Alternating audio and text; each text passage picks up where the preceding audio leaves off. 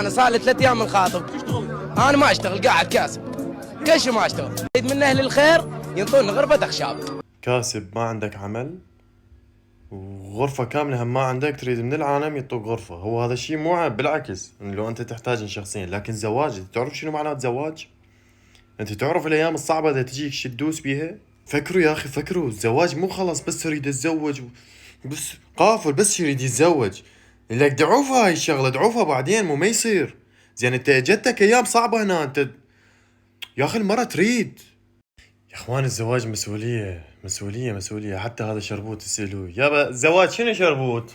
مسؤولية. نعم، إنه يريد الكثير. كافي كافي شربوت حبيبي، عرفت شلون؟ هاي حتى شربوت. الزواج مسؤولية، هو مو خلص خلف وأكبر فد 15 10 أطفال هم يشتغلوا لي ويجيبوا لي. هذا التفكير حاليا موجود، بعده موجود.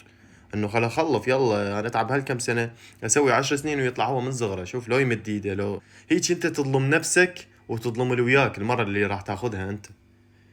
ما انصح اي شخص يتزوج اذا ما مكون نفسه. لو يفوت ال 35 سنة، شنو 35 وبعدك انت شاب؟ بعدك شاب صديقي، حرام. شو تقول يا مس شربوت؟ يكفي هذا. كبروا شوية معودين، تعبتونا.